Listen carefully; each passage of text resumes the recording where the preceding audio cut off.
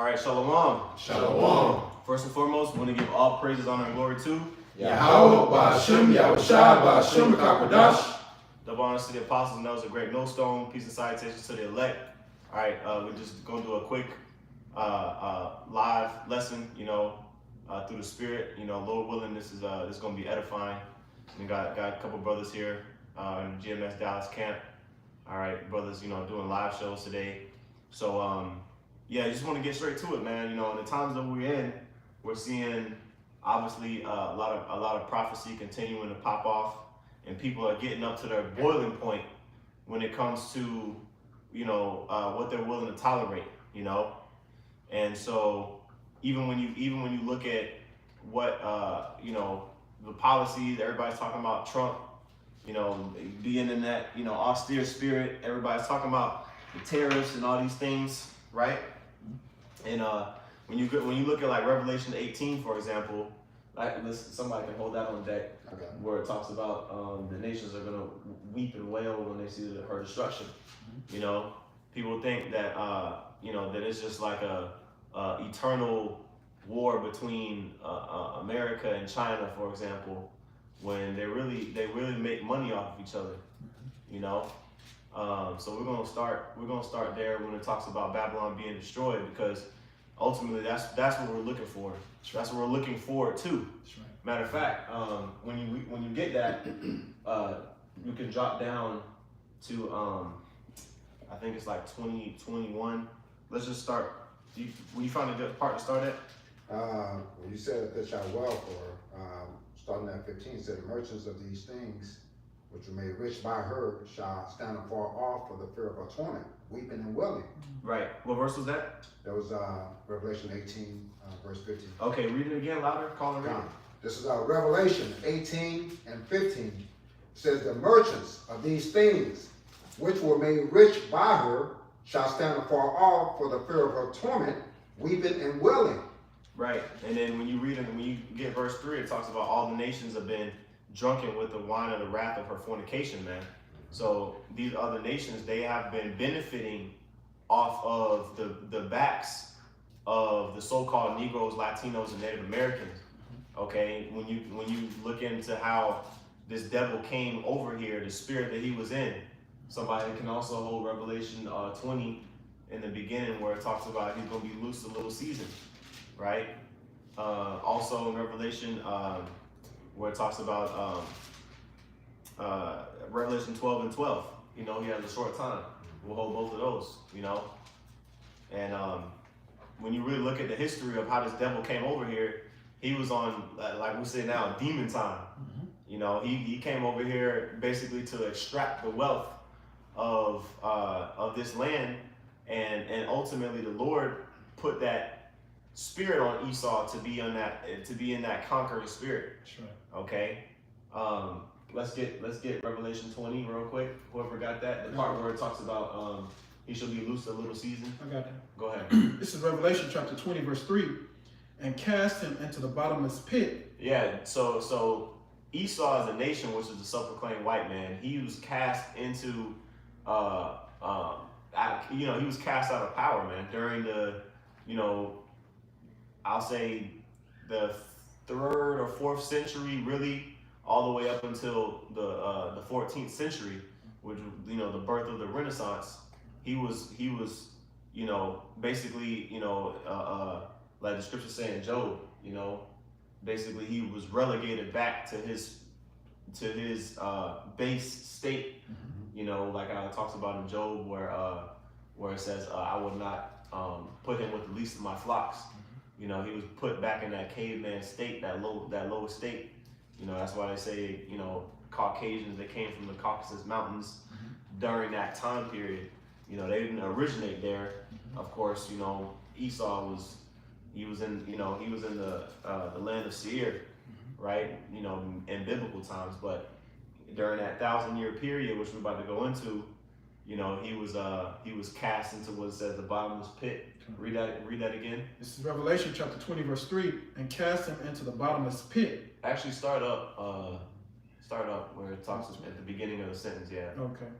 This is Revelation chapter 20, verse 2.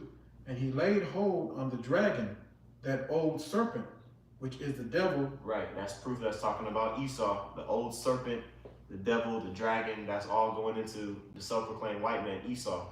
Okay, he is the seed of the serpent in the earth. Those are the three classifications of men. You got the seed of the serpent, the seed of man. Well, the seed of the serpent is Esau, Edom, right?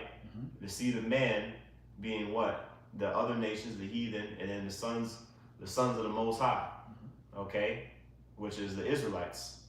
Okay, go ahead.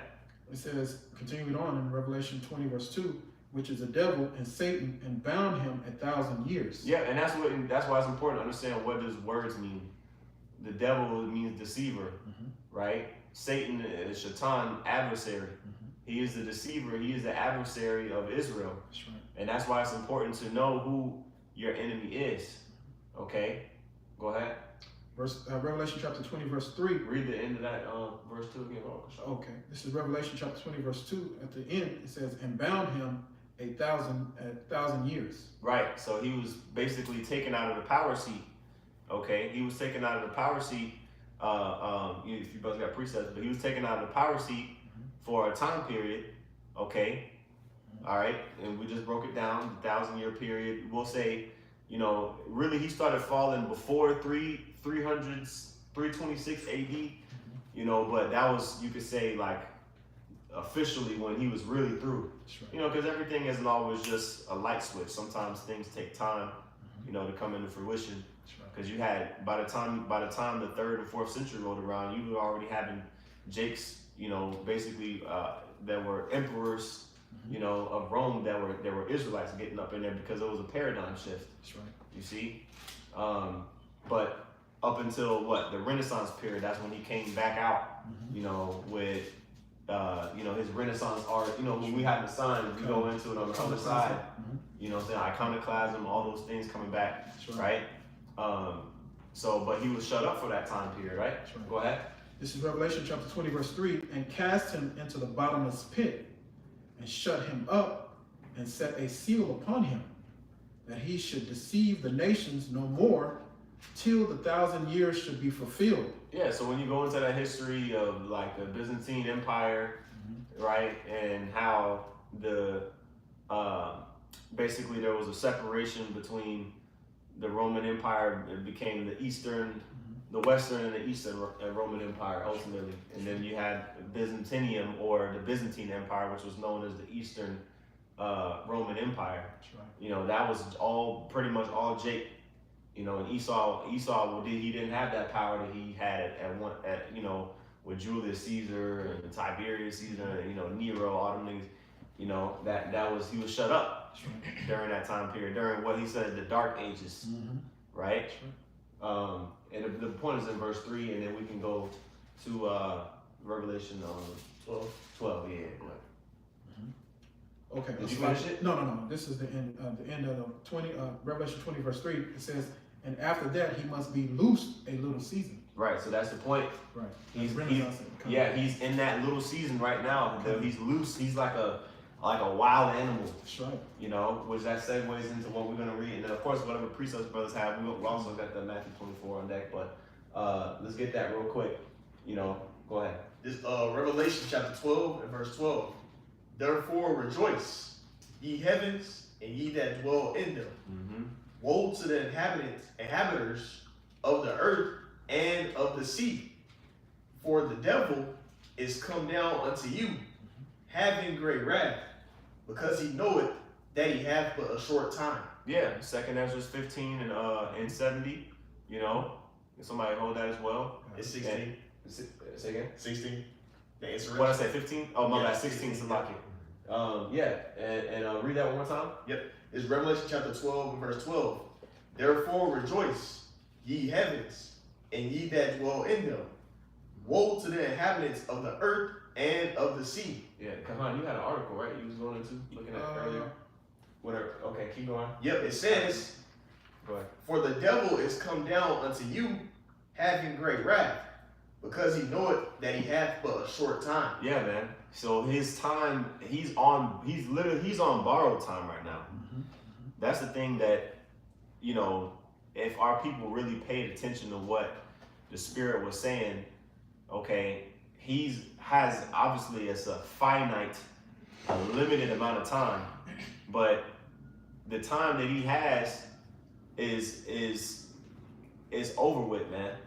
That's why when you read Revelation 18, which we'll go back to, it talks about his sins stacked up onto heaven, right? And then even when you go to Genesis, you know, when the Lord, you know, basically explained about the iniquity of the Amorites needing to be fulfilled before that judgment came, you know, when he was explaining to Abraham, like, you know, the promises and the covenants that he was going to give to his, you know, to his seed, you know, there's a judgment that was already slated for Canaan that didn't actually happen until a dispensation of time passed, right? So this judgment that is written, right? Oh, let's get that to execute upon them in Psalms, to execute upon them the judgment written.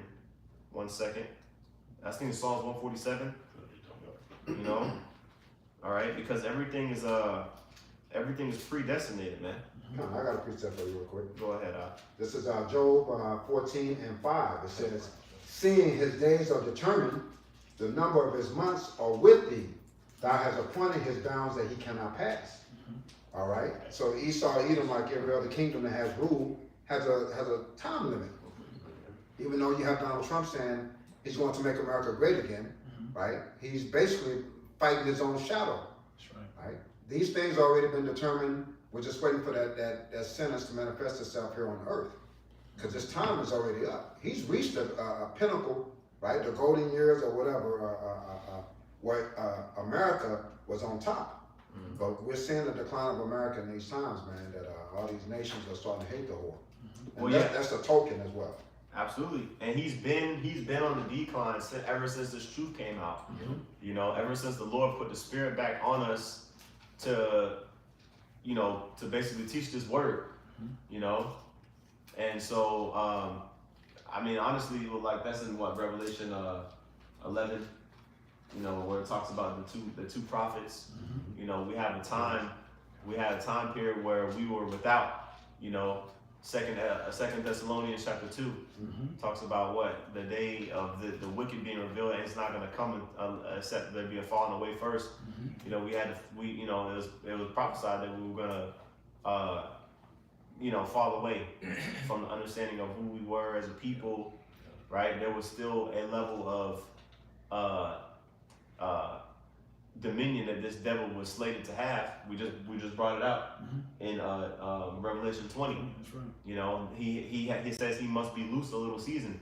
The important the visions and the revelation came directly from Yahweh Shah to John, the Revelator. So that was prophesied. You know, the Lord wanted us to know that and understand that. So it's like, okay. Like, nah, just because this devil's in power right now don't mean that that's the end all be all. That's right. You know? Got a precept. Con, go ahead. This is 2 Thessalonians chapter 2, verse 3. It says, let no man deceive you by any means, for that day shall not come except there come a falling away first. And that's what you're going into, basically saying that, you know, as you know, Hebrew Israelites, there was a time where we would forget our inheritance. We will forget our power. You know, but now we're seeing through the Holy Spirit, we're seeing who we truly are, and now we're also seeing who this devil really is, which is Esau, Edom, and that goes all the way back into that fight in the womb, Jacob and Esau. It's playing out today, but it's playing on a much spiritual level as well and physical. You got it. That's right. Yeah, I mean, it's all that which was then, you know, is now. There's nothing new under the sun. That's right. All right, so this holy Roman Empire basically, you know, got revamped, okay, under the guise of the United States. That's right. Okay, and you know, ultimately the whore itself, you know, that's obviously this place, you know, Babylon the Great, the whore that rides on the beast, because you had you know, the city states, if you will, right, during the time of the Roman Empire, different vassal states like Thawada, that Rome had jurisdiction over, you know, and but obviously the center of that power was Rome itself. That's right. Now, if you go to modern day Rome, that ain't that ain't where the center of power is at. That's right. You see, modern day, you know, because you got Italy and Rome people there, people living there, but that's not where all the shots are being called. That's right. Okay, it's being called from here. This place has the largest military power. This place has the largest influence of trade and everything on the earth. You know, monetarily. You know, they have this place on lock. That's right. You know, that's why when you read it, the whole chapter in Revelation 18, it goes into that in great detail. And then you have vocab Malone trying to say that that America's not, it ain't talking about America in Revelation 18. I remember he said that when he came out, you know, when the whole chapter was talking about America, Babylon the Great. You see, but where were we at? I think What's the Revelation 18? Revelation 18. Okay, did we get that, or would you? What precepts? Does brothers have any precepts? Now we'll get the Revelation. Yeah, I got one. This is Wisdom of Solomon 1 and 9, and it reads, "For inquisition shall be made into the counsel of the ungodly, and the sound of his words shall come unto the Lord for the manifestation of his wicked deeds." Right. So America, Esau, Edom is under trial, man.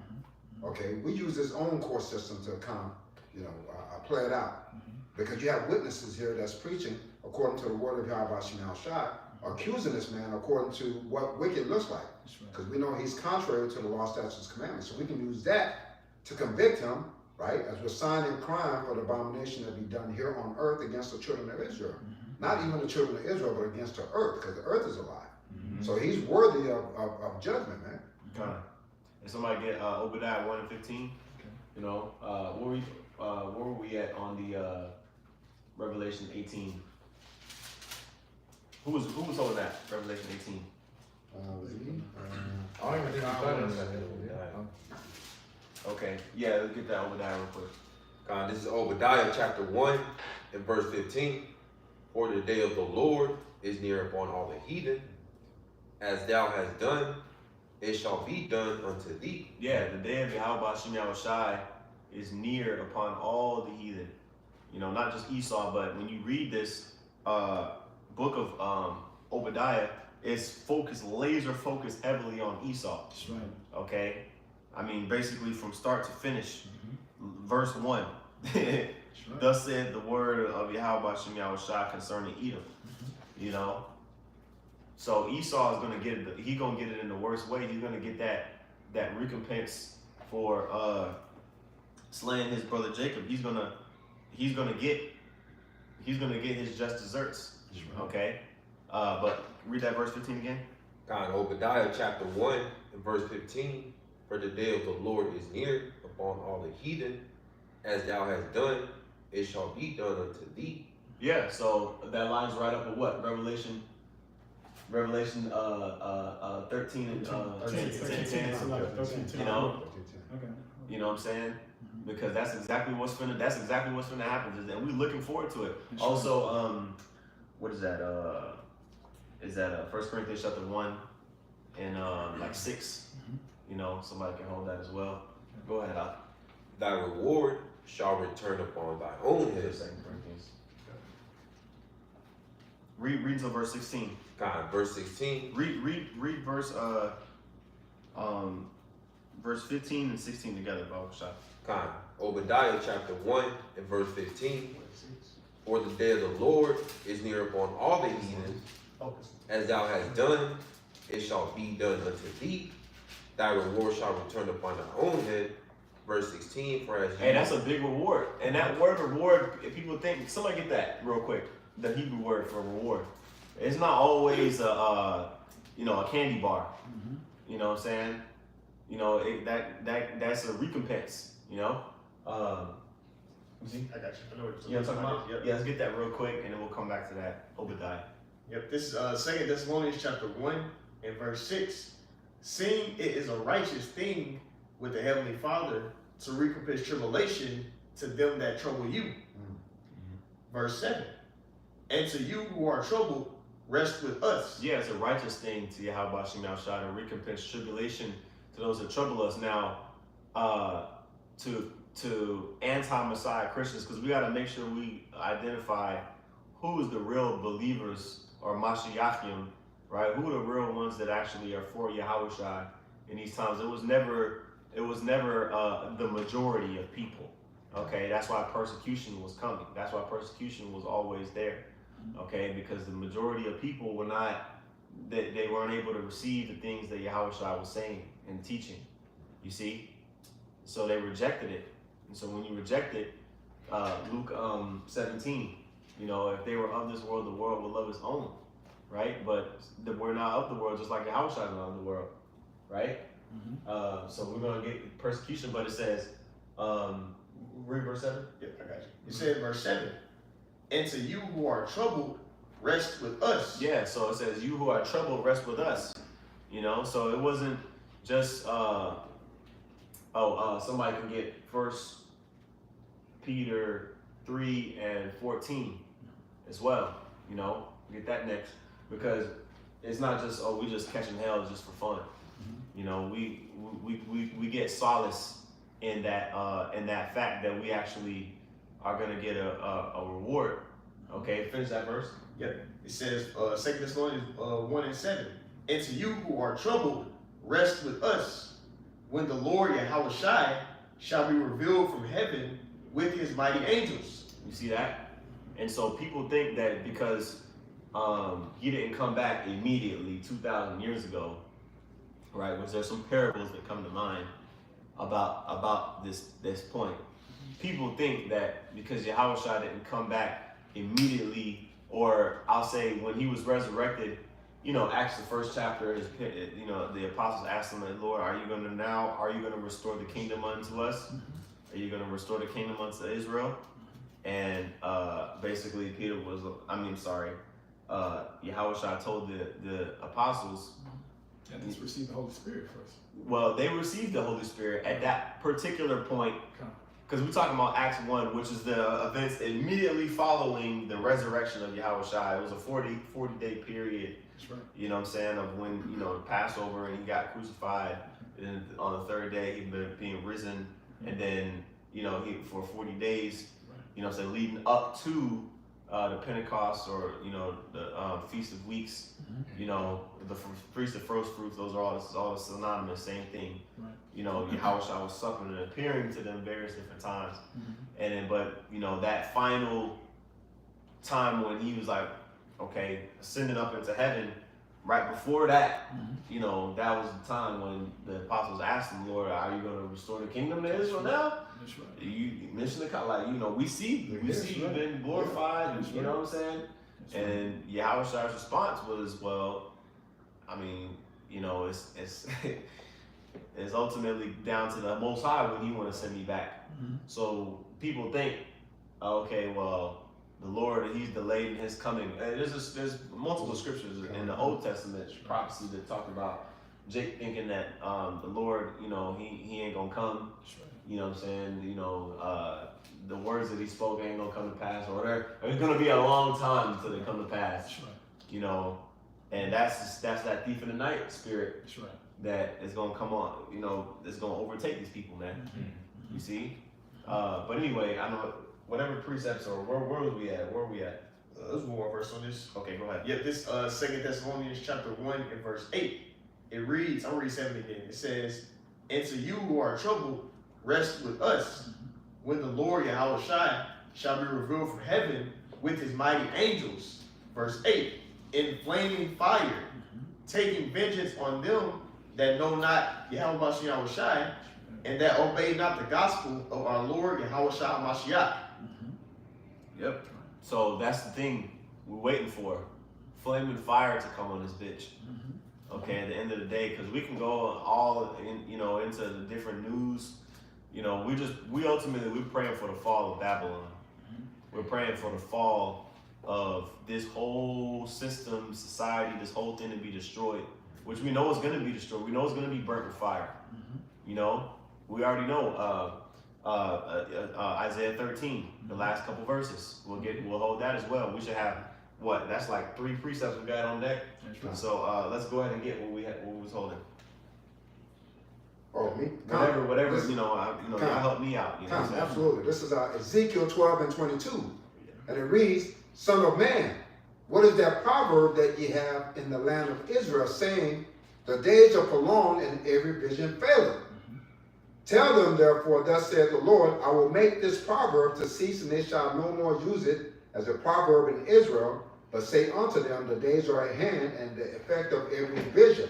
Yeah, there's a proverb at that time in Israel, which is the same. It's the same, lukewarm spirit, if you will, amongst Israel that is going on. And we hear the word lukewarm. That's like to us, we get scared because that's like a buzzword at this point. You know what I'm saying? But that's kind of overall the spirit of Israel. Like one of the parables that Yahushua brought out was the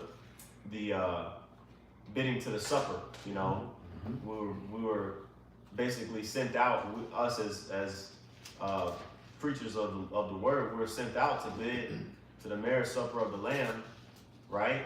And when you go into that parable, it talks about how there was a king or a man who sent out his servants to go and bid people to the wedding, but those who were originally bidden to the marriage, right? They were, they basically rejected the invitation, right? Which that was going into ultimately the circumcision, right? The Commonwealth of Israel, right? And then it talks about in that parable, if somebody can find it, talks about how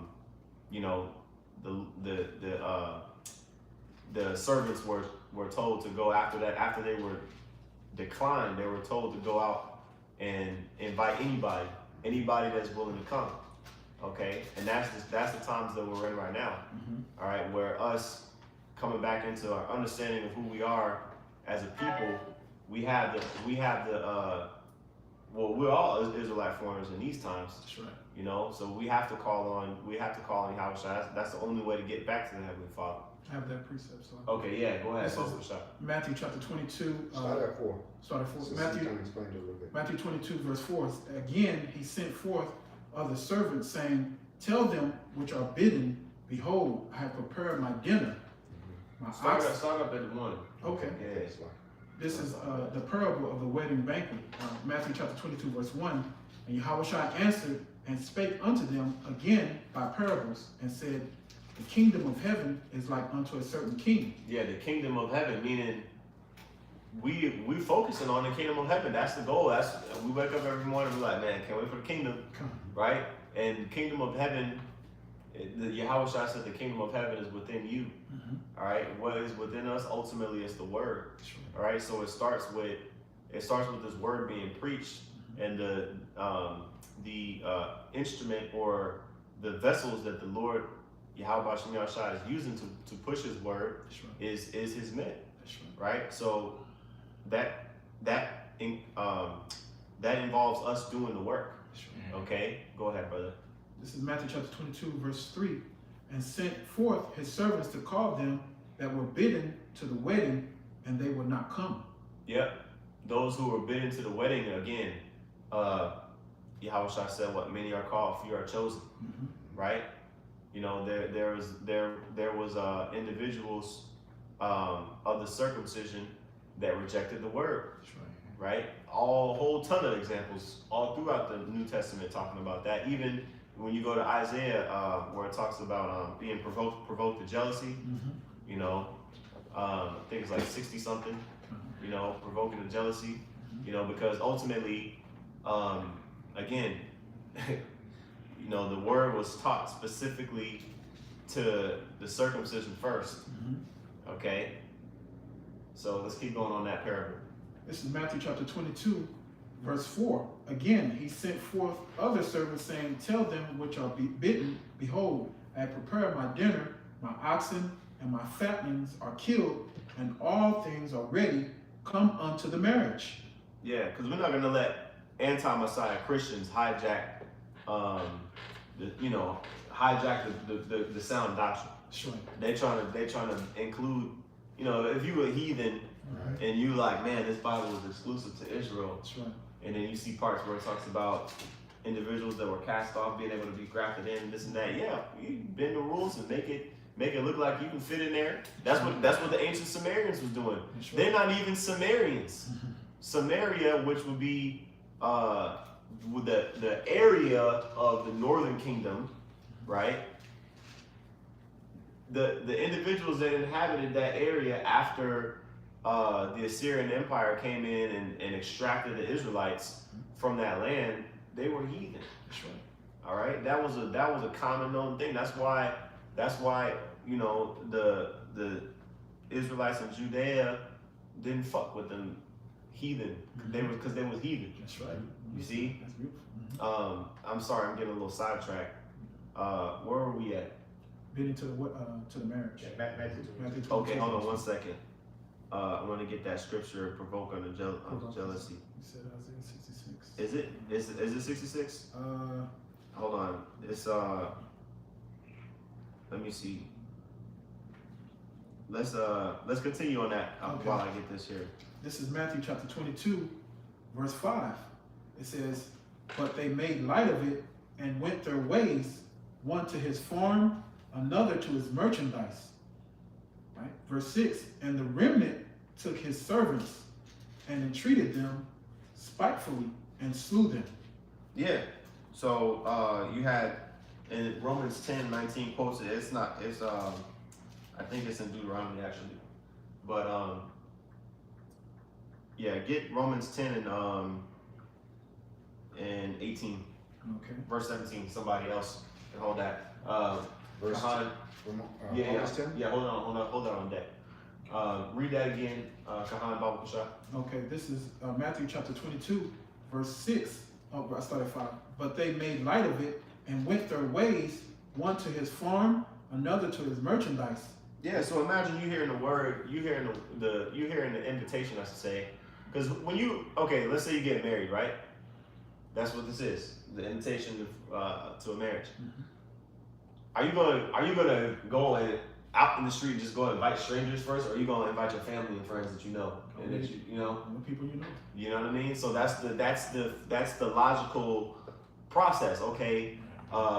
You know, and at that time, again, you know, you had Israelites that were, you know, in the Commonwealth of Israel, and they all had, grown up in the customs. Mhm. So that was the norm, okay? But Yahushua said, "A prophet is not without honor save in his own house, amongst his own brethren." Mhm. You know, because you get familiar. You know, people got familiar with Yahushua saying, "Oh no, we know his parents. He can't. There's no way he can be the son of the Most High." Nah, because we know who his parents is. That's We right. seen him grow up. Mhm. You see, so that was a stumbling block to them. Mhm. Right? Go ahead. This is Matthew chapter 22, verse 6. "And the remnant took his servants and entreated them spitefully and slew them."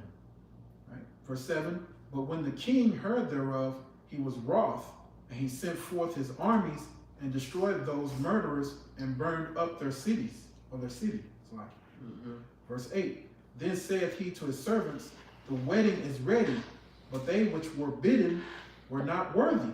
Yeah, Isaiah 65:1. That was the precept that I was specifically referring to. Okay. Romans 10 quotes multiple precepts, but that was the one I was looking for. Let's finish that parable. Shot. This is Matthew chapter 22, verse 9. You know, y'all can break down as you go. You know what I'm saying? Kind of. It says, "Go ye therefore into the highways, and as many as ye shall find, bid to the marriage."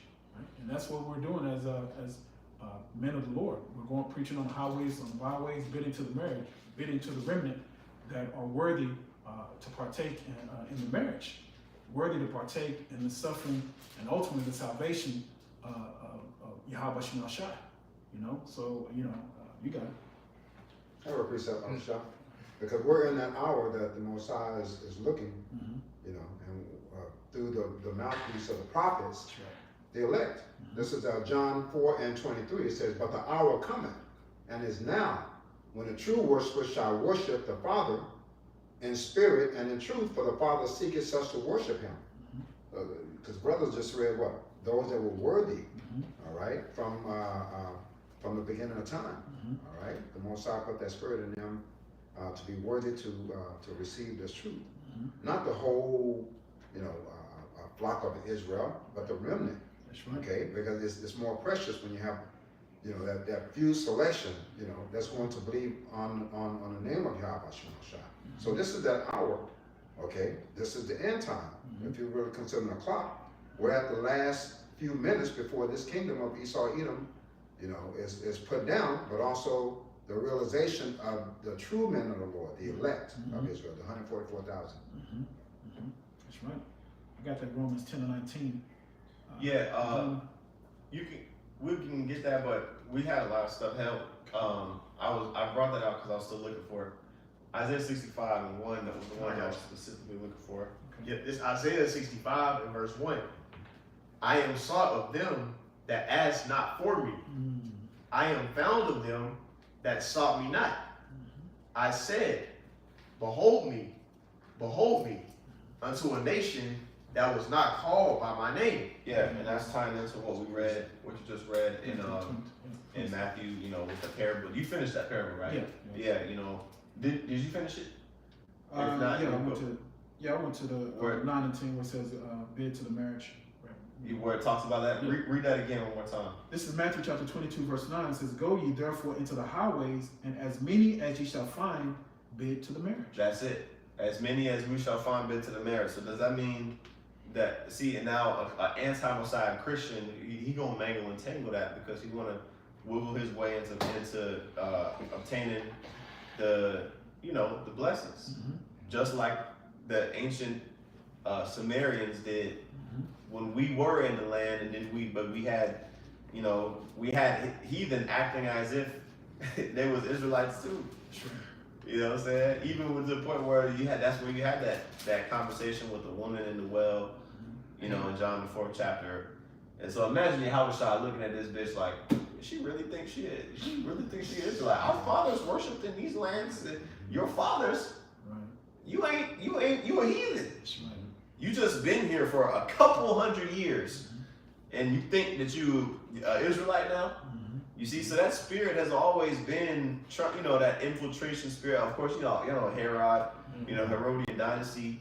You know what I'm saying? They were in there acting as if, they were actually Israelites. Yeah. Okay. So that spirit has always been in the earth. That's nothing new. It's what Christianity, the anti-Messiah Christians latching on to that spirit is nothing new. But in Isaiah 65 and 1, right, where it talks about I'm found of them that sought me not, that's talking about Israelites that came into the fold. When you get in Acts, what was that? Acts 10, is that Acts 10 chapter with Cornelius and them, or is that 11? Acts 10 Acts 10 chapter, and then the following breakdown of the vision that Peter received, what I have called clean, that called not thou common, right? And then the breakdown of that, how everything, those sequence of events, that's where you got to really go into the scriptures and see how things played out before you even think about trying to teach somebody else. Not it's like, because you got all these anti-Messiah Christians, they swear that they know what they're talking about, and you've just been listening to your pastor yapping in your mouth, but you haven't even read the scriptures to actually see what's actually going on. And then the Spirit of the Lord got to be dealing with you for you to even get the sound doctrine anyway. You see? So that's why the teaching should be relegated to a finite amount of men, the ones who the Spirit of the Lord is dwelling upon. Okay? And that's why we get all the time knowing of who thou hast learned them. I think that's in Titus. Timothy. Oh, it's in Timothy, right? Yeah. You know what I'm saying? Because even back then during the time when the apostles were still on the scene, men who actually were around Yahushua when he was on the scene, still you had false doctrines and people trying to come up and create different factions and different ideologies, and under the guise of being having authority of the Lord, which that's false prophets and teachers. Let's get that real quick. God, this 2 Timothy chapter 3, and we get verse 14. It says, but continue thou in the things which thou hast learned. Yeah, that's a key thing. Continuing the things which you learned. That's a key thing. So what are the things that you've learned? That should be the sound doctrine, the true teachings of Yahushua. All right, no deviation from that. Okay, go ahead. Yep, and has been assured of. Yeah, you see, be fully persuaded in your own mind. Okay, before you even go out and try to call yourself anything. Be like, even when with Paul, you know what I'm saying, when Yahushua appeared to Paul, you know, on the way to Damascus, you know, he evaluated himself. He was like, oh shit, okay. He took what, 3 years to basically, you know, sup with Yahushua and make sure that he got right. Sure. You know what I mean? I mean, who can blame him? Look, even the apostles, they spent 3 years with Yahushua. Personally, I'm talking about, you know, before they were apostles and when they were disciples, they spent 3 years with Yahushua, his ministry, you know, 3 years, you know, soaking up game, you know what I mean, before he was delivered up. You see, so hey, you gotta be, you know, convinced that this is the truth, right? Because you're gonna go off of the foundation that was being built for the rest of your walk. So you gotta be convinced, you know, that this is the right way and this is the correct path. All right. A little bit more. Yeah, go ahead. It says, knowing of whom thou hast learnt them. See that? See, that's the key thing. You can't let go of that. You gotta know, and you gotta be like, okay, like, because you're gonna have times where I don't even want to say a faith waver, maybe, but more so, you're gonna have times where you're gonna be tried. Sure. You know, you're gonna be tried. Like, somebody may come up to you with some shit that might kind of sound good, like, man, damn, maybe, you know, that what if spirit, like, you know, but if you actually ground it in the truth, that's why Matthew 13, one of the parables of Matthew 13, it talks about that, you know, the seed sown on various different types of ground. You know, you want to be sown, you want that seed to be sown in fertile ground so it can take root. Okay, that's why the scriptures talk about being rooted and built up in him, in Yahushua. Okay, because, you know, you know, you gotta obviously get the milk first before you can, you know, expect to proceed on with the meat. Sure. You see? So was that it on that? You can do a little more. Okay, go ahead. It says, verse 15, it says, and that from a child thou hast known the holy scriptures. See, from a child, meaning it ain't talking about when you physically were 4, 5, 6 years old. It's talking about when you were converted. Okay, see, that's how you know this is a lifelong thing. Okay, when you come into the truth, you are a babe. You see, you know, you were born again. All right, your spirit, the Holy Spirit, transforms you basically into a new person. Okay, and you cast off the old man. Okay, the old ways of the flesh. What is that? Colossians, the 3rd chapter talks about that. You know. Okay, continue on about Kushah. God, yet it says, which are able to make thee wise unto salvation through faith, which is in Yahushua Mashiach. Yep, you can break it down. Yep, and that's basically what we're being built up in. We're being built up in what? Being able to have that belief in Yahushua. Being fully persuaded in what Yahushua taught, what he stood for, and even applying it to your life. You being walking that same walk. But it takes you having to be learned into it. You can't just, I'm gonna be like Yahushua. You gotta learn of it. And then also you had that Romans 10. It speaks about how you gotta be taught. You can't faith coming by hearing the word, so you got to be taught. Yeah, somebody get that. Somebody get that. Because I know you got to help? Yeah. Okay, all right. Well, hold on 1 second. Okay. Did we finish that on that? Knowing who that was learning? That was God, yep. All right. I know we could probably get more, but let's Yeah. let's get some other stuff. And you got that Romans 10? Yeah. Let's get that real quick. This is Romans chapter 10, verse 13. It Let's says, lock it. Did we ever get Isaiah 65? God, We got it. We got it? Isaiah 65. 61? Okay, all right. I just want to make sure. Go ahead. do you want to get that? Go ahead and get the Romans. Yeah, I just want to make sure we got Isaiah 65. Romans chapter 10, verse 13, it says, for whosoever shall call upon the name of the Lord shall be saved. Verse 14, How then? Hold on, wait. That's big. That's a big deal. Come on, it is. That's a big deal. Whoever shall be saved. I'm sorry. Whoever shall call upon the name of the Lord. Mhm. So IUIC, like, bro, what's the name? Because, I guess it's Christ. Yeah. I guess it's Christ. Everybody knows Christ. because that's in the salute. That's their salute. Most High in Christ. Right. Most High in Christ blessed. Right.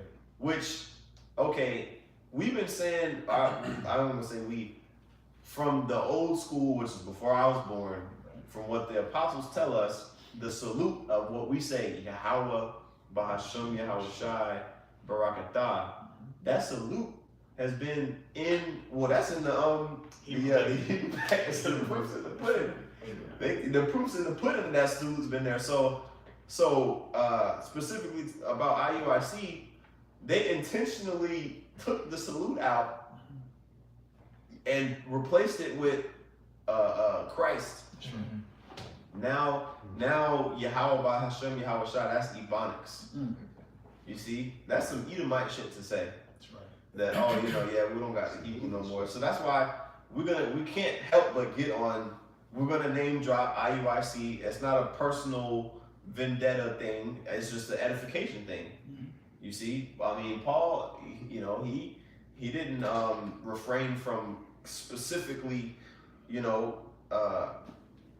calling individuals and giving examples of, what was edifying and what was not edifying, right? So we got to make sure that we calling it out. Now, where were we at? On that Romans 10. Was that the point? 13? Yeah. I just Help me out, because I ain't gonna remember all of them. Yeah, I just want to add it because in the spirit, we saluting, Yahweh Bashim Shah. It's likened to an energy, a power, just like chanting down the walls of Jericho, And every time we go into the highways and byways and we cry out to Yahweh Bashim Shah, we're chanting down the wickedness of Babylon the Great, which is America. So when you take away that power, it doesn't have any power anymore. If you're saying Christ, it doesn't have any power, right? But when you chant Yahweh Bashim Shah, you know that's a heavenly calling. It's a heavenly chant. That's a vibration that Yahweh hears. And I'll say this, like when we on the highways and byways, and we got a new brother that's coming up, or a potential, I should say, sincere person that comes up to the camp, we may say, hey, read particular scriptures verbatim, right? So that way the listener can know what we're talking about. Because if it's your first time listening to GMS, because we say, okay, like everybody's heard of the Israelites, but not everybody has seen a GMS video, or has actually even listened to 5 minutes of a GMS video.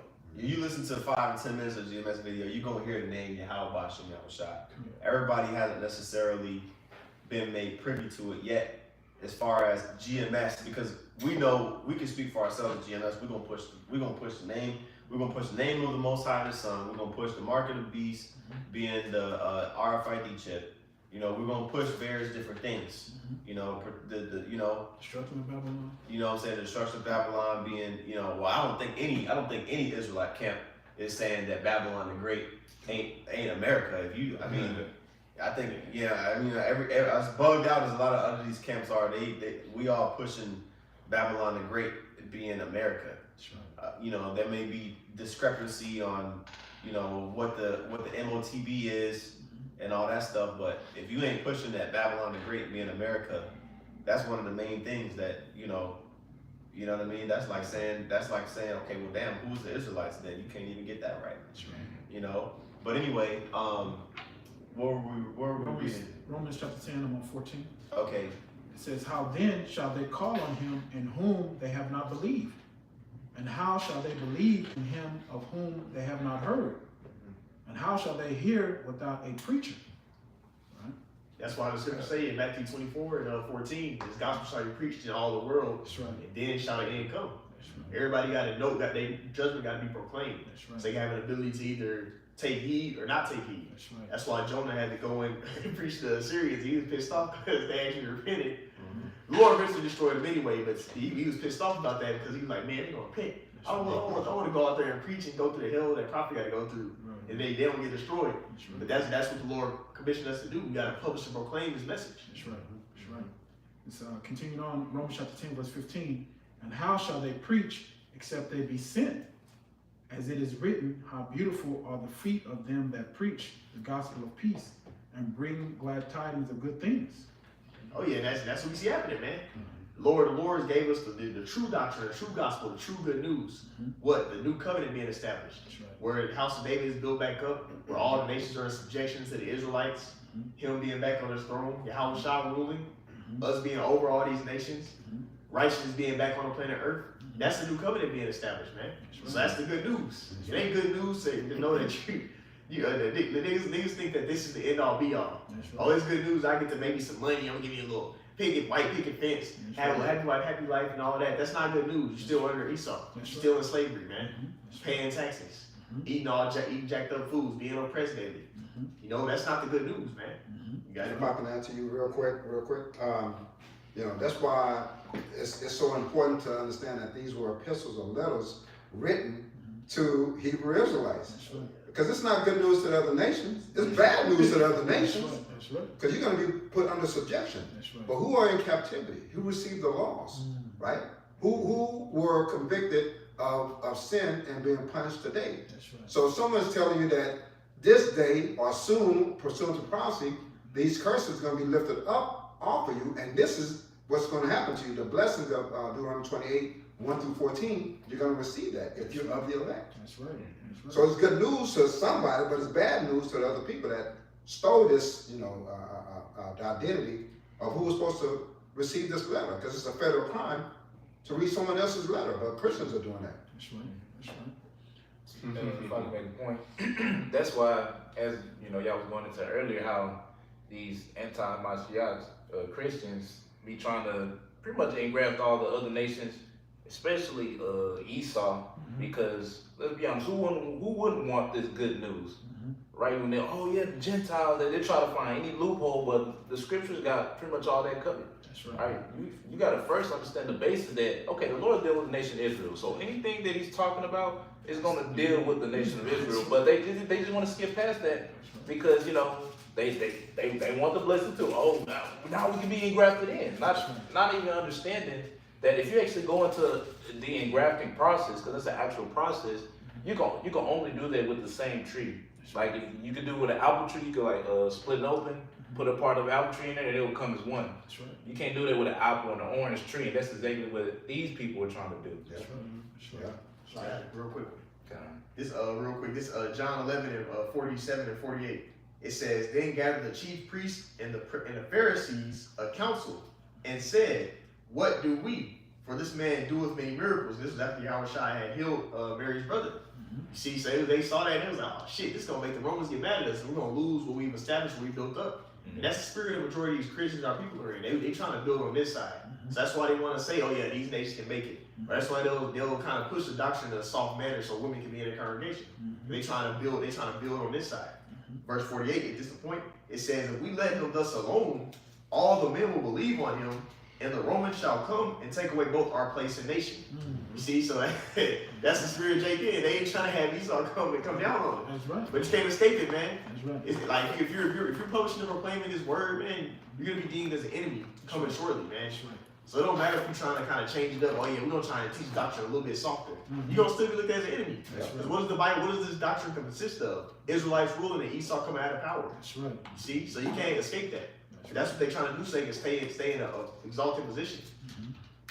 Yeah, the scriptures go to, you know, why trimmest thy ways to seek love. You know, they're trying to seek love from pretty much Esau, Edom. Also makes me think about Isaiah the 31st, also 36th chapter. That's right. How they go on to Egypt for help and stuff. So it just really goes to show that they truly don't even believe in Yahweh Bashem Shah. Just speaking of these other camps, right? That's why they're so quick to change the name. Like, oh, it's not Yahweh Shah. It doesn't matter. It could be Yo Play Yogurt or whatnot. And even for a certain group that is using the name Yahweh Bashem Shah, their actions not going, it's not showing that they believe in them names. That's right. You know, talking about pretty much ISPK, because they'll use the name Yahweh Shah, but they're like based off of the way they moving, talking about we serve like a nigga God and all that.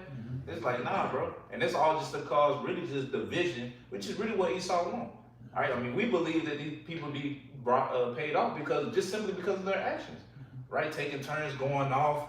Oh, okay, this week you going off. All right, this week another camp going off, and they get mad at us for going, for basically getting on them. But we do it as the priest said, you know, for the edification for the body, right? Because we don't want no confusion to be put anywhere when it comes to, amongst us, right? Because we're gonna tell you which the sound doctrine, which is 100% true. But Matthew 6:24 says what? You cannot serve Yahweh and Mammon. Yeah. Right? You're straddling that fence. You think you're pleasing Yahweh, you think you're pleasing Esau. You're right there in the middle. Well, either one will destroy you, right? Because Esau ain't for your cause, and the Mosai don't like that twisted, you know, lukewarm. for lukewarm mind. You know? Double-minded. Yeah, double-minded. Oh yeah. I got a precept. Matthew 7:21. It says, "Not everyone that saith unto me, Lord, Lord, shall enter into the kingdom of heaven." So that lets you know right there that not everyone that knows, because they know the names. A lot of people know the names, Yahweh, they'll say it in a joking fashion, right? And the ones that saying Lord, Lord is the ones that truly didn't believe in them names, because the ones that believe on their names, they're actually going to show that. The ones that truly feared Yahweh by Shem Shah, right? Because, you know, they believe in them names, therefore they're going to act accordingly, aka fearing Yahweh, fearing the Lord ultimately.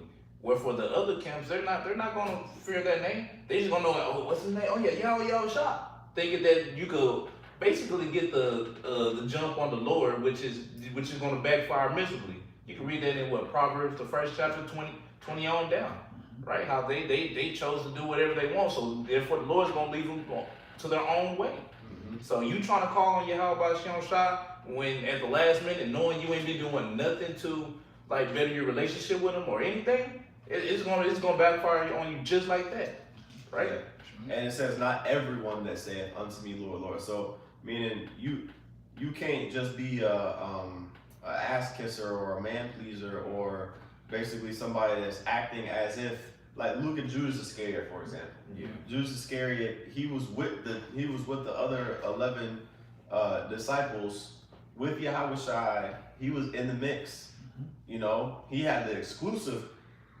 You know what I mean? He was out there. When you read in what is that? In is that Matthew the 10th chapter where it talks about they were sent out in names of different men, different apostles, I should say. Yes, Matthew 10. Yeah, Matthew 10, and it talks about Judas Iscariot being in that list, right? And when Yahweh Shai said, "Go out and preach, you know, and cleanse and heal the sick and cleanse the lepers and raise the dead and cast out devils," Judas Iscariot was in the mix. Yeah. He was out there doing that with the other 11 disciples in the name of Yahweh Shai, right? So nobody's exempt, because at the end of the day, when that hour of temptation comes on you, okay, that hour of temptation, basically, you know, basically when your faith is tested, the last test, you know, before it's decided, like, before it decided that your walk is over. For Yahweh Shai, that last test was him being crucified, right? For us, you know, we had to finish the walk. But if you finish the walk before, guess what? The spirit of the prophets are subject to the prophets. You got to come back, and you're going to fulfill the same lot that you walked back then. You know, so you got to just pray to Yahweh Shai that you're one of those men, you know, and ask the Lord, you know, to keep you in the spirit, you know, because if you're doing that in these times and you finish the walk, that means that you did it already back then. That means you've done it already. You just gotta continue. You gotta the time has to play out. That's right. Okay, time has to play out. You know, but that doesn't take away from predestination. If you was with Yahweh Shai in the beginning, if you were one of the ones that Yahweh Shai prayed for, okay, when he was in the Garden of Gethsemane the night before he got delivered up, you know, then you covered. You just, but you don't know. your parents didn't tell us, hey, you're one of the 144,000. You know, the angel of the Lord came to us when we were pregnant with you. You know what I mean? And he told us you go. And nah, it ain't like that. You know what I mean? Even Paul. It says the Lord, basically allowed Paul to get buffeted by Satan, lest he be exalted beyond measure, I should say. You trying to grab it? Yeah, I'm trying to know it's Tobias, 2 Corinthians 12, I believe. Yeah, Yeah. You see, I got you. This, I got you. This is 2 Corinthians chapter 12, and I'm gonna start at verse 7. And it reads, "Unless I should be exalted above measure through the abundance of the revelations, there was given me." Because the Lord was dealing with Paul on a high level. Yeah. You know what I'm saying? He understood things that not everybody, and then he also had a very high position of authority within the church. You know what I mean? He was locked in the spirit, on fire, on a very higher level than we can understand, because there's levels. Just understand there's levels. Anything with boxing, with music, with anything in this world, there's levels. So in the spirit, it's the same way. Order, right? So Paul, he had revelations and things that he understood that he couldn't even really articulate. You know what I mean? And the connection with Yahweh Shem Shai and things like that. Yeah. That was very special, right? So read that again. Yeah, this 2 Corinthians chapter 12 and verse 7. "Unless I should be exalted above the measure through the abundance of the revelations." Meaning and mentally thinking that, because we all susceptible to thinking that we're too big for our britches, but that's that flesh coming into play, and we gotta rebuke, we gotta fight those evil thoughts. That's right. We have to. That's why when the disciples, when Yahushua was still, with them, when the disciples were just kind of going back and forth to see who was the greatest, who among them was the greatest. In Matthew 18, 18, matter of fact, get that Bible size on here. 18:1 real quick. You know what I'm saying? This is Matthew chapter 18 and verse 1. "At the same time came the disciples unto Yahweh Shai, saying, Who is the greatest in the kingdom of heaven?" Verse 2. Yeah, because it was kind of like a thing of who's gonna be. Oh, you know what? Better yet, let's do this. Luke, I think it is Luke. Luke 9 and 46. Luke 9 and 46. That's what that specifically says it. Yeah. I got it. Yeah, whoever got it. Oh. Yeah, I was just reading through. Okay. That's the one specifically, how it's worded. I like it a little bit. Go ahead. This is Luke chapter 9, verse 46. "Then there arose a reasoning among them, which of them should be greatest." Yeah. So talk about the disciples at that time. They're like, man, I wonder which of us is gonna be over. Who's gonna be over who? Right? It's 12 of us, so that means we can't all rule over each other. You know what I'm saying? They were like, trying to see, okay, like who be the top guy, right? Read that again.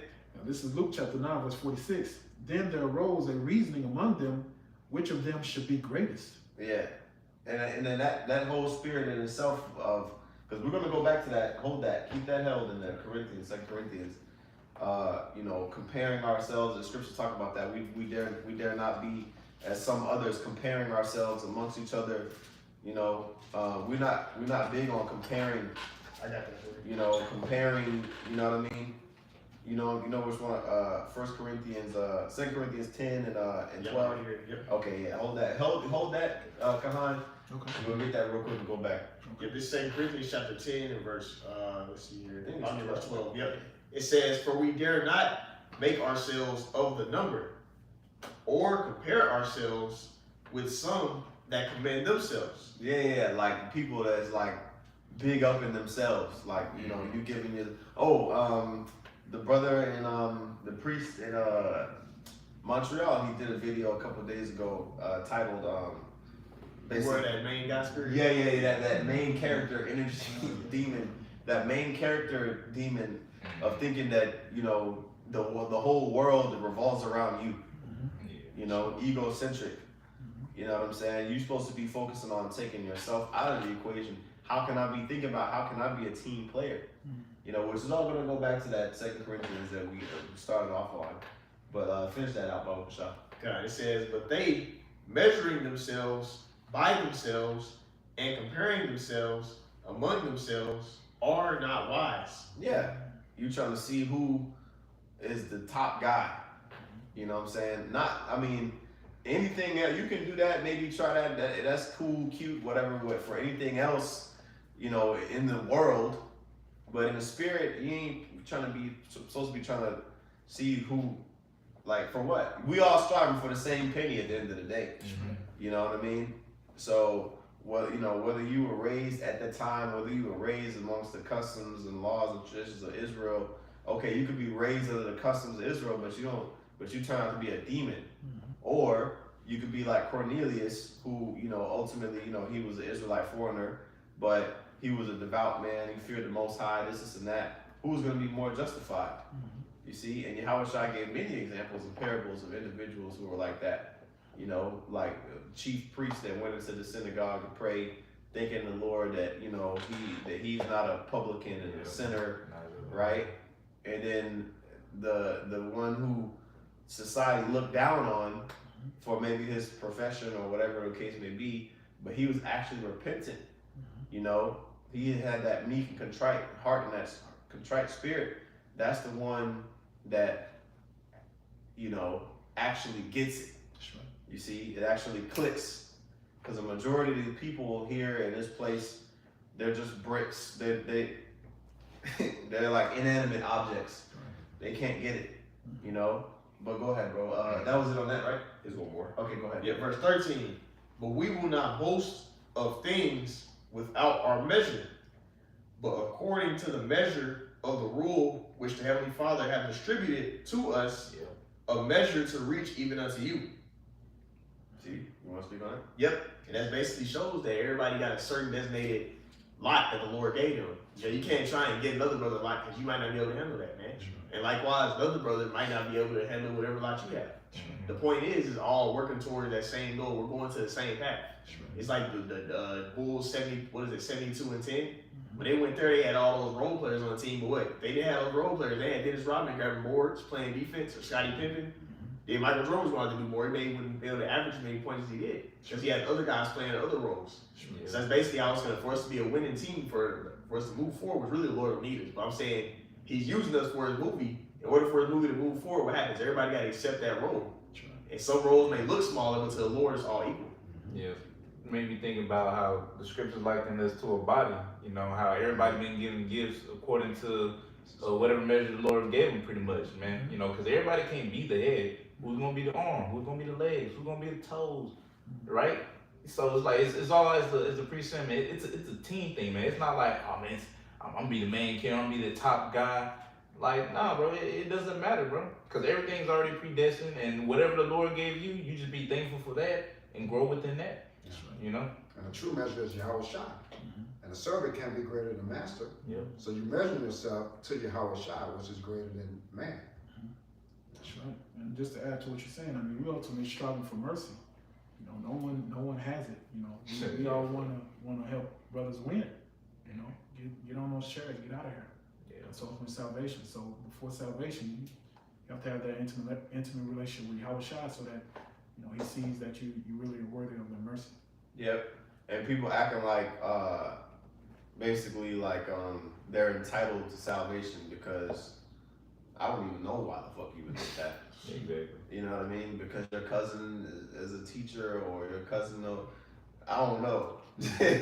Like, or maybe like it's gonna take for people. Yeah. Well, we know it's gonna take for people to start dropping dead. You know, people famine. It's gonna take heavy famine, which people are not ready for famine is a huge, bruh. Famine, bruh. Yo, famine is gonna hit this place, man, in a big way, and people are not gonna be ready for it, and they're gonna be confused, they're gonna be trying to figure out what's going on, right? That's why we go. Not everyone that saith unto me, Lord, Lord. We're like, who was reading that one? Yeah, that was me. Yeah. You see, because that's the whole thing that sparked it. But like, not everyone that says that is going to enter into the kingdom. You see, so you gotta be really focusing on, okay, like Yahushua said, when I shall return, shall I find faith in the earth? Because we want to be exempt from judgment. That means that you gotta be exceptional. You gotta be exceptional, bro, in this world. Like how the Lord plucked Enoch from out of the group of how many people, You know what I'm saying? We should be striving to be like, okay, like we want the Lord to look at us when he bringing that overflowing scourge, that wrath on that beast of destruction. We want the Lord to have compassion on our specific soul out of all the sea of souls, not our system, not because, like he may let your brother in the flesh, or your sister, or your niece, or your nephew and auntie, uncle, they get put to death. But you specifically, you enter your name here. You get a pass. Only you though. You see, that's how it's gonna be. It's gonna be like, oh shit, like, I got 4 siblings, and I'm the only one out of my siblings that made it onto the chariot. Yeah. You see, because I'm the only one out of my siblings that actually believed in Yahweh Bashim Yahushua for real. Not, oh yeah, man, I respect what y'all doing out there. But because it's down to the Lord, it's the Lord's discretion of who he gonna save, and who he gonna let get dusted off. Yeah. Yeah, he's gonna have mercy on who he wants to have mercy on. That's it. Yeah, go ahead. Yeah, I got a quick before you. Just Sirach chapter 18, I'm gonna get 20, and I'm gonna jump down to 24. It says, before judgment, examine thyself, and in the day of visitation, thou shalt find mercy. So that's the spirit of the true man of the Lord be in. Understanding that we're unprofitable servants. We don't deserve to get the truth. We don't deserve to be where we at. But it's through Yahushua's mercy and grace that we're here. And likewise, even if we continue, it's of the Lord's mercy. So somebody that doesn't understand that this is if you don't understand how unprofitable you are as a servant of the Lord, then you ain't gonna be able to make it, man. You'll be having ego. You'll be thinking upon the wrath, like it says right here in verse 24, Sirach 18:24. Think upon the wrath that shall be at the end, and the time of vengeance when ye shall turn away his face. The grace period gonna eventually be over. So we trying to make sure we're on the good graces of the Lord whenever he starts to say, fuck it, no more word. I'm just gonna fully have all hell break loose. Because we're in the beginning of it right now. But eventually, once the Lord has everybody to a certain level of faith, once everybody's on that level they need to be on, that's it. Lord got everything, boom, it's there. Family, like brothers speak about, all that stuff is gonna hit. And if you ain't in this spiritual arc, you ain't in the truth, you ain't in good standards with the Lord, then that's it. But only the true man of the Lord will be thinking about that. So everybody else think they good. Con. Yeah. Because if you watching this video or any of the videos, you should be trying to figure out from the Lord, how can I serve you? How can I get on your good side before you bring all this hell that's coming? Because if the doors of repentance gets closed and you left on the outside of it, what should I say? There should be weeping and gnashing of teeth. Yeah. It's gonna be bad. It's gonna be, of course we know anti-Messiah Christians break it down wrong. That's where they get the idea of eternal burning in fire, your spirit, your soul getting burnt up, and then you regenerate, and then you burn it again, and you regenerate again. No, it's gonna be you wishing that the Lord would take you into the spirit world, but He's still keeping your spirit in your body to experience whatever unpleasant situation that you're going to be experiencing down here. Okay, and people, especially in America, don't get me wrong, like you got people catching inklings of hell, but it's really ain't come on, bro. Like the levels of comfort here in Babylon the Great that you get, even if you a homeless motherfucker. You know what I'm saying? You still ain't starving to death. You know what I'm saying? You know, like I be wondering, like, how the fuck these people in downtown, like, you know, when we used to go over there on the Pegasus Plaza, Jake be begging for 10 years, like, damn, you ain't died of like nothing yet, like, you know what I'm saying? I'm not saying that we looking for it, but you would figure out, like, I ain't never been homeless before, but you know, you figure like, damn, like, how the fuck they still surviving, bro? Like, he ain't been having no job for a decade, no AC, no heat, like, out sleeping in the sleep, but they not completely through like that, because it's still, you know, they still, you know, we had our I'll say commandments in place for individuals that are less fortunate, even amongst when we had our sovereign land. You know, you leave a particular part of your crop to be gleaned for, you know, the orphans or whoever, you know, people that didn't have no, you know what I'm saying, they didn't have nothing. You know what I'm saying? You know, we had stuff in place to support, you know. But yeah, man, Babylon the Great, you know, you can be homeless and still eat better than how a lot of people ate 1,000 years ago, 2,000 years ago, you know. Because we're not in necessarily in a famine in 2025 right now, whatever today's date is. You know what I'm saying? You can still go to Target and get some chocolate covered almonds. You know what I'm saying? so we're not in a full famine right now, you know? But when it comes though, you know, people are gonna be trying to figure out how they can snap into a Slim Jim real quick. You know, that's what we're going into right here. Right. Go ahead, bro. This continuing on in Luke chapter 9, verse 47. Yeah, we'll get a couple more, you know what I'm saying? Whatever we had held that we didn't get yet, we can get them. And then whatever other couple precepts that we got, you know. This is Luke 9:47. And Yahushua, perceiving the thought of their heart, took a child and set him by him. Verse 48. And said unto them, whosoever shall receive this child in my name receiveth me. And whosoever shall receive me, receiveth him that has sent me.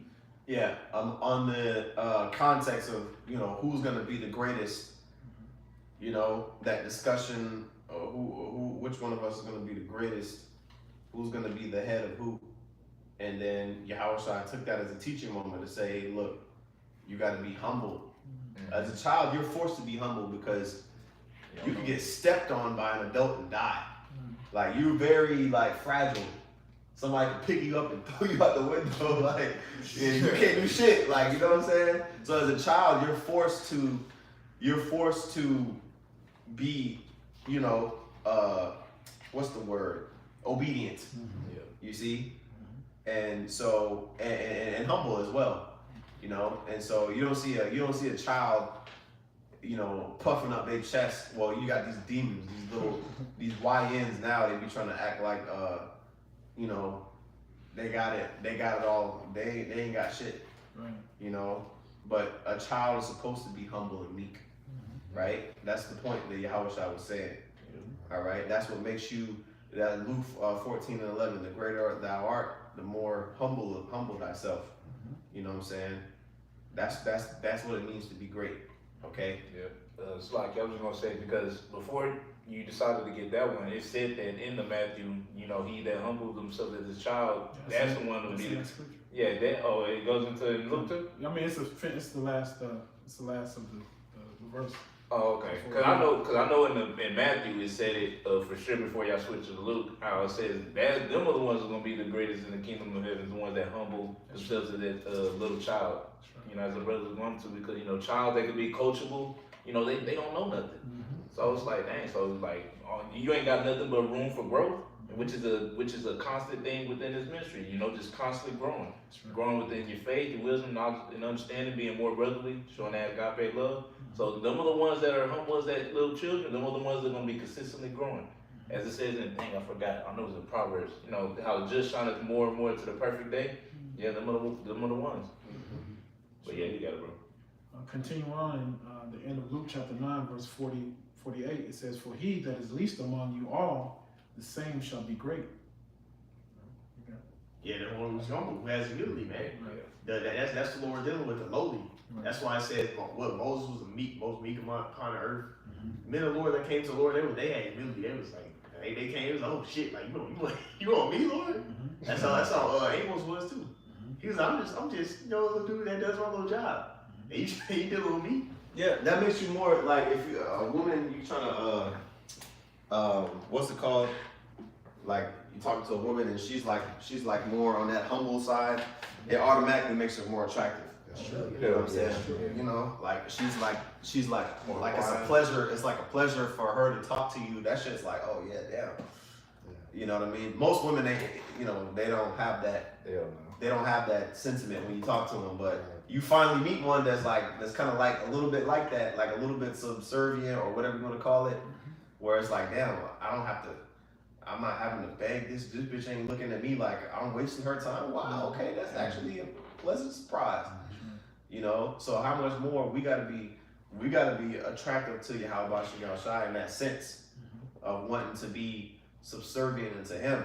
You know, like basically like how you would want your wife to serve you. Okay, you gotta be serving. You gotta be willing to serve Yahweh Shai. Okay, y'all got it. I got the St. Corinthians. We didn't finish it. This is St. Corinthians chapter 12. And I'm gonna start at verse 7 again, and it says, "Unless I should be exalted above measure through the abundance of the revelations, there was given me a thorn in the flesh, the messenger of Satan to buffet me, lest I should be exalted above measure."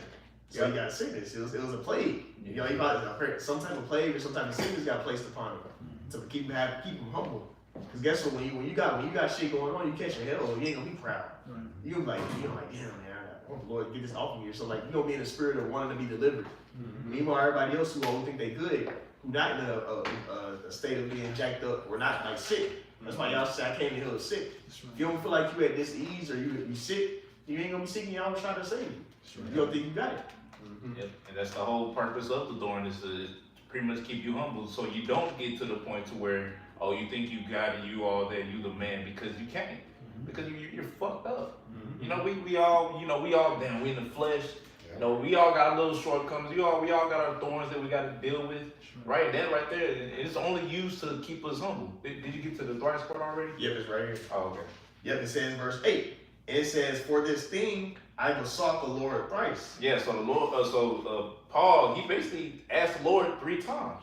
Right, and in the number 3, you know, for the brothers that are into numbers, 3 goes into understanding. You go ahead, keep going. Yep, it says that it might depart from me. So he asked the Lord. Lord basically is like, you gotta deal with that. Yeah. Cause like what's gonna go into, which is the next verse, is that Lord, like, you got the truth. I'm still dealing with you. That's good enough. You know, because certain situations we all gonna have to deal with. Certain thorns we have. It's certain, it might be a mental thing. It could be you might have to deal with an infirmity, or it might be a discomfort with your life you got to deal with. That's like into a thorn in your flesh. And it's like the Lord got to where you just gonna be a brother that got to deal with that, and that's gonna keep you wanting to get delivered out of here. Yeah, and the Lord, He's gonna allow you some reprove in certain areas, but other areas like the priest going into, hey, are you gonna let that? It gets to the point where are you gonna let that pull you out the truth? Right. You know what I'm saying? Because that's ultimately what Satan's trying to do. He's trying to pull you out the truth. Yeah. See, so we got to maintain that mentality. Go ahead. Yep, this is verse 9. "And he said unto me," I shall speak in red letters, "My grace is sufficient for thee, for my strength is made perfect in weakness." So he basically said, I'm still dealing with you in the truth. Yeah. So he basically saying, in simpler terms, you deal with it. That's kind of similar to what the Lord told Job as well. Yeah. Like when Job was catching all the hell, the Lord straight up told Job, be a man. Yep. Gird up thy loins as a man. Yep. And we saw what Job was going through. So the Lord had our portions where he could deal with that. And likewise, Paul, whatever thorn he was dealing with, he could deal with it. So the Lord was like, no, this is reforming, this is refining you. You got to keep dealing with this thorn in the flesh. And remember, if the Lord, that's one thing a Christian saying that I like, that they say, if the Lord can bring you to it, you know, he'll bring you through it, roughly paraphrasing. You know, basically, if he presents you something, if you put you in a situation, if you find yourself in a situation that the Lord put you in, you're gonna have the spirit to endure it. Otherwise, the Lord wouldn't put that on you. You see, there's certain things that you're not gonna face day one because you can't handle it. You know what I'm saying? But if you're of the elect, see, that should be comforting to know that, like, whatever situation that I find myself in, that means the Lord, you're supposed to walk with that level of conviction and faith. Okay, if the Lord put me in a situation, I can get through it. You see? Look at what Yahushua went through. He had to go through all of that hell and he went through it. So we know if he can, we ain't gonna have to be tested on that level. You know what I'm saying? But look at how the disciples went. Look at how the apostles went out. You know what I'm saying? They were killed. Peter was crucified as well. So it was, listen, bro, I mean, I'm not saying that we all gonna be martyrs, but you're gonna have them, what does that say? Tribulation of 10 days. You know what I'm saying? You're gonna have that testing time, man. Don't be offended by that. Go ahead. Yep, finished out the verse. Somebody have. No, I just wanted to read it in the NLT real quick. So Oh yeah, wait, you read verse 9. It says, Salaki, this is 2 Corinthians chapter 12, verse 9 in the NLT. It says, but he said to me, my grace is sufficient for you, for my power is made perfect in weakness.